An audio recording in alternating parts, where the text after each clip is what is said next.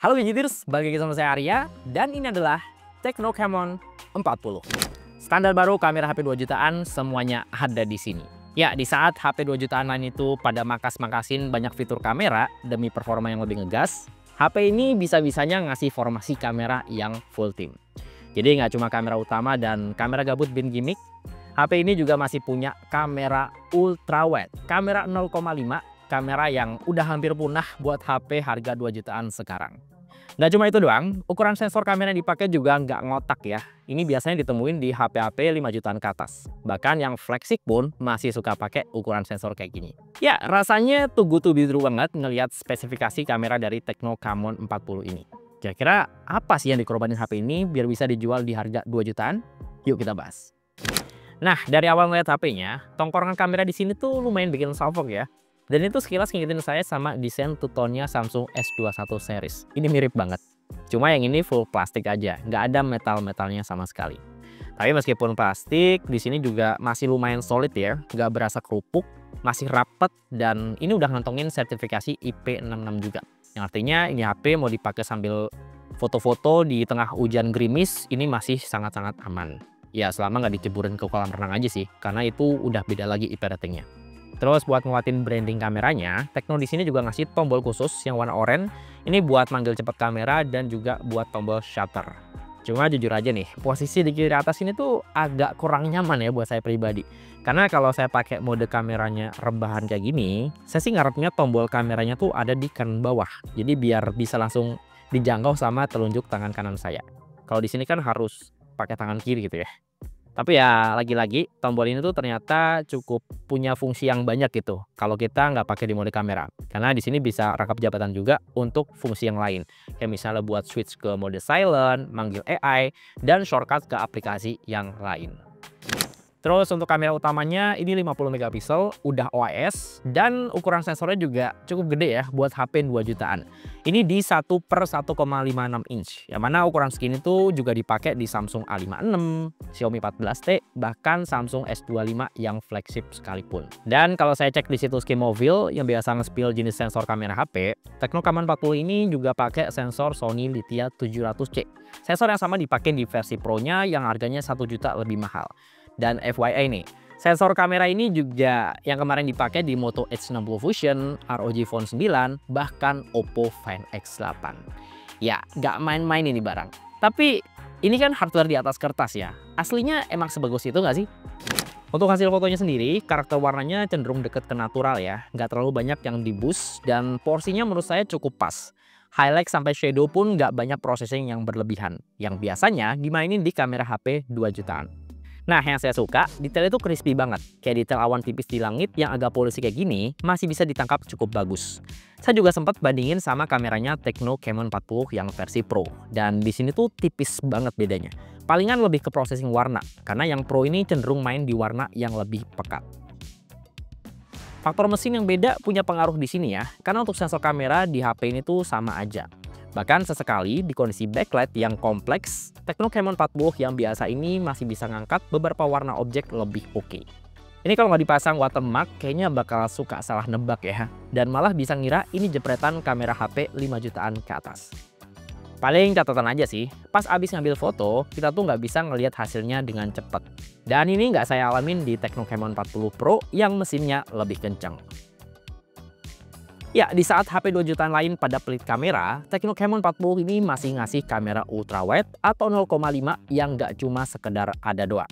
Angle lebarnya dapet, warnanya juga masih konsisten cakep. Jadi ya nggak berasa jomplang banget dari kamera utama.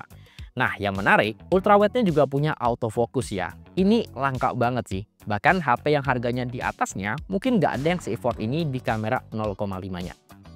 Cuma emang sih, autofocus di sini tuh performanya kadang kurang satset ya. Bahkan sesekali pas saya ambil foto pakai ultra wide, udah keburu pencet tombol shutter, autofocusnya tuh masih kedap-kedut alias masih nyari fokus. Ujung-ujungnya jadi ngeblur sih hasil fotonya. Mungkin perlu dibenerin lagi nih di next update software atau pastiin lagi fokusnya beneran kekunci sebelum ngambil foto. Nah kalau di versi Pro, saya tuh nggak nemuin isu yang kayak gini. Karena udah well prepare punya OIS dan sensor kamera yang cukup gede, buat foto-foto malam juga asik nih. Terangnya dapet tanpa maksain pakai ISO yang tinggi, jadi ya noise juga lebih minimalis. Warnanya masih nampol, detailnya lumayan, cuma emang kalau disandingin sama foto malam di versi Pro-nya, ada beberapa detail objek yang kalau di zoom tuh di Camon 40 yang biasa hasilnya nggak tajam-tajam banget. Tapi kalau buat sekedar di post di Instagram, ini sih udah terlalu bagus ya buat HP 2 jutaan tanpa perlu diedit-edit yang macam-macam lagi.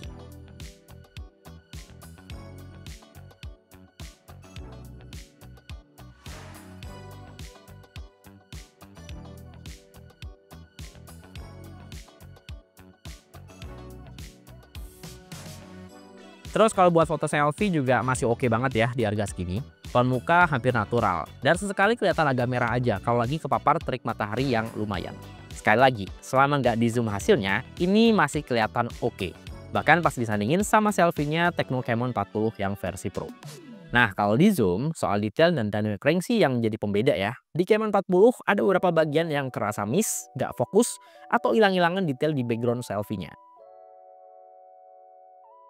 Ya, catatan kecil kayak gini rasanya bakal lebih gampang dibenerin lewat update software ya, karena hardware aslinya tuh emang udah cakep.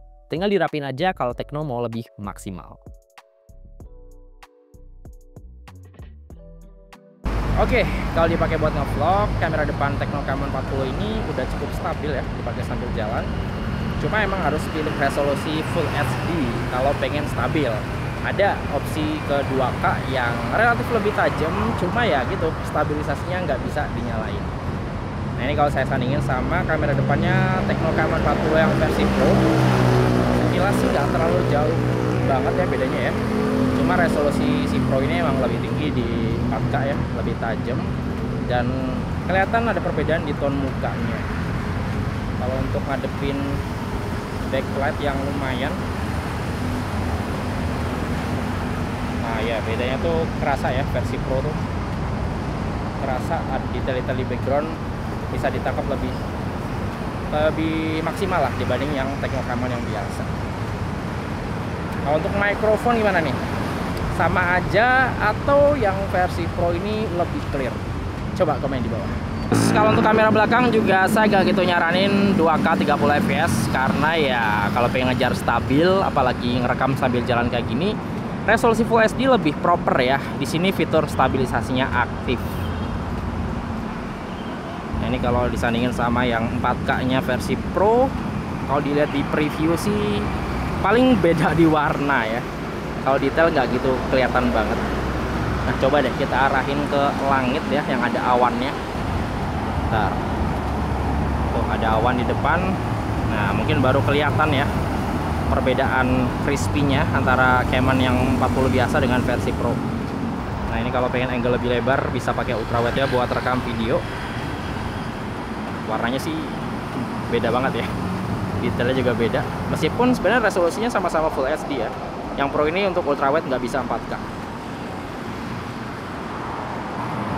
Tuh beda banget detailnya. Nah yang menarik kalau di versi Pro ini ada kelebihannya, dia bisa multi lens, pindah ke kamera utama, dan beneran pindah ya. Tuh, ini beneran pindah ke kamera utamanya. Tapi kalau di Camon 40 yang biasa, kita tap yang satu kali, dia tuh nggak pindah ke kamera utama, tapi ngezoom in dari ultrawide-nya. Jadi ya berasa kurang tajam kan kalau kita set ke satu kali di sini. Kita pindahin lagi ke 0,6 ke ultrawide-nya.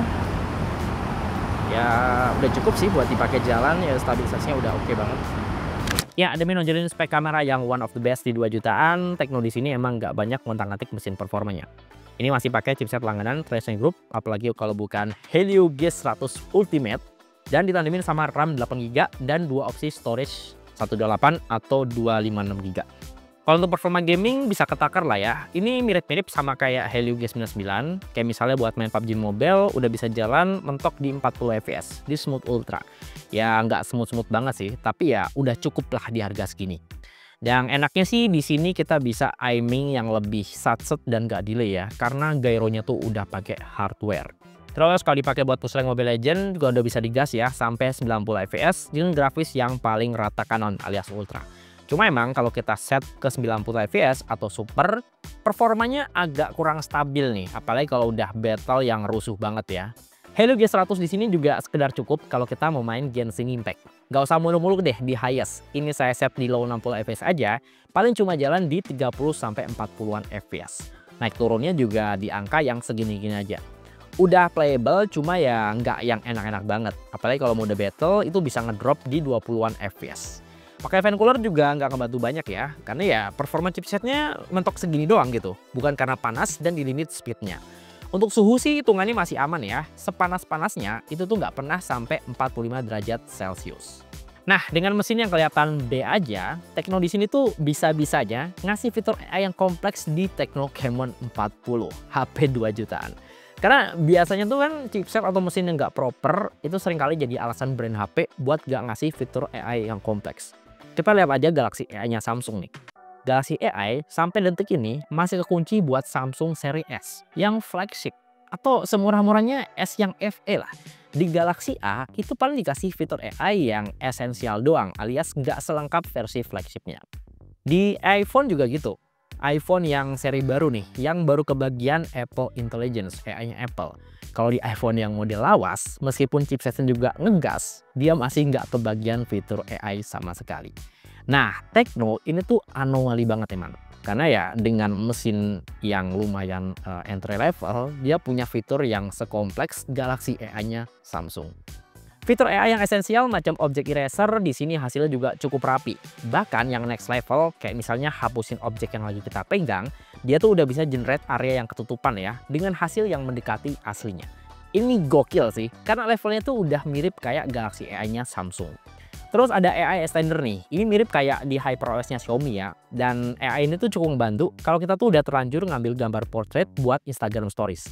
Dan kalau kita pengen bikin gambar yang landscape yang lebih luas, ya udah tinggal aktifin AI ini buat bikin gambarnya jadi lebih luas.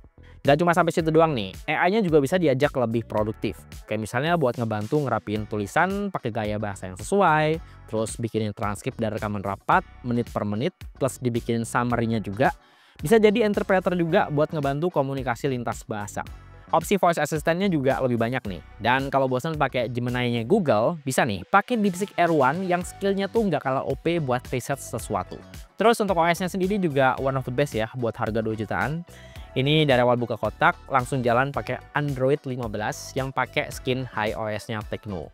Tampilannya sih kalau saya lihat-lihat cukup fun. Gak banyak menu yang ribet dan yang pastinya di sini nggak ada iklan ya, karena iklan itu kan seringkali jadi momok menakutkan buat HP-HP murah. Di sini bersih dari iklan. Dan yang lebih di luar prediksi BMKG, Tecno bisa-bisanya ngasih jaminan update itu sampai 3 kali upgrade Android ya, dan full security patch sampai 5 tahun ke depan. Asli, ini terlalu baik sih buat HP 2 jutaan. Yang biasanya kan cuma dikasih 1 atau mentok-mentok 2 tahun lah update-nya. Ini 5 tahun. Gokil sih. Cuma ya tentu ada batasan yang mana kalau kita mau pakai jangka panjang tuh kayak terasa nanggung ya. Karena ya kalau kita lihat konektivitasnya, HP ini gak 5G ready. Terus untuk sensor dan fitur-fitur ekstra lainnya juga lumayan komplit ya di HP ini. Nggak cuma gyronya doang udah hardware, di sini juga ada sensor orientasi yang mana ini bisa dipakai buat kompas atau penunjuk arah di Maps. Untuk GPS juga udah cukup satset ya buat kunci lokasi. Paling ya akurasinya doang sih agak kurang kalau dipakai di dalam ruangan. Untuk NFC juga udah ada buat ngecek atau top up saldo. Terus titik merah di sini tuh saya pikir ini cuma pajangan doang. Tapi ini ternyata adalah LED notifikasi. Jadi kalau ada notif masuk atau panggilan masuk, ini dia bakal nyala kayak gini, kedap-kedip. Ini sekilas ngingetin saya sama LED notifnya BlackBerry ya. Nah, paling yang kerasa kurang itu lebih ke haptic feedback-nya ya. Ini kalau mode getarnya dinyalain, dipakai buat ngetik tuh kayak kurang nyaman gitu. Keras banget gitu, jadi berasa kayak ngetik di bajai gitu. Jadi ya mending dimatiin aja. Untuk speaker, so far sih udah cukup bagus ya, udah stereo di harga segini. Cuma ya nggak terlalu ngejar kualitas lah. Yang penting sekedar keras atau lantang aja. Untuk baterai juga udah cukup aman ya dipakai seharian selama ya nggak dipakai buat mabar terus-terusan. Ini kapasitasnya 5200 mAh, ini dipakai buat maraton streaming 2 jam. Paling cuma turun sekitar 12-13%. Toh kalau dipakai buat push rank non-stop ya, 2 match sekitar setengah jam itu paling makan baterai sekitar 6-7%. Nah untuk charger ini juga udah ngebut ya, dapat 45 watt yang charger bawaan, ini bisa ngecas dari posisi 10% sampai benar-benar penuh, itu nggak nyampe 50 menit. Nah, misalkan lagi mabar nih, terus HP udah posisi lowbat banget, tapi kayak nanggung gitu mau stop. Nah, kita bisa ngaktifin juga bypass charging di HP ini. Di sini juga udah ada. Jadi kalau bypass charging diaktifin, listrik dari colokan itu nggak akan mampir ke baterai. Jadi baterai relatif lebih aman, nggak gampang panas, dan kita bisa main sambil dicolok. Oke, jadi kesimpulannya, HP 2 jutaan ini pasarnya emang berdarah-darah banget. Jadi ya, kita mesti fokus sama kebutuhan apa yang dicari. Karena jujur kalau ngincer HP yang desainnya mewah, udah metal, Infinix Note 50 itu lebih ganteng. Atau ngincer HP yang 5G ready, softwarenya clean, cakep, Moto G45 rasanya lebih menarik buat dibeli. Atau ngincer yang performa ngegas banget tuh. Infinix juga ngeluarin Note 50X yang pakai Dimensity 7300. Itu monster banget di harga 2 jutaan. Tapi kalau Anda tuh butuh HP 2 jutaan yang spek kameranya ngeri-ngeri sedap, hampir semuanya ada di Tecno Camon 40 ini. Ini bukan cuma ada tambahan ultrawide yang juga makin langka ya di harga segini, tapi kamera utamanya juga bener-bener semenyenangkan itu buat dipakai konten. Karena ya kalau kita lihat hasil fotonya tuh punya warna, akurasi, dan dynamic range-nya tuh one of the best lah di harga 2 jutaan. Plus ini ditop up juga sama skill AI yang seabrek ya, yang juga makin pinter buat dipakai editing sampai productivity. Ya tentu ada beberapa hal yang harus diturunin ya, harus di-courting, tapi ini tuh nggak terlalu ngaruh ya untuk pemakaian harian yang levelnya sendiri udah cukup nyaman di harga segini. Oke, terima kasih udah nonton videonya sampai selesai dan semoga video ini bisa ngasih referensi ya. Terutama buat Anda yang masih penasaran sama Tecno Camon 40. Nah, untuk ngecek spek lengkap dan link pembelian HP ini, seperti biasa, Anda bisa cek linknya di kolom deskripsi di bawah video ini. Ya, di sini saya Arya dan di belakang kamera ada Tama. Sampai ketemu di video berikutnya.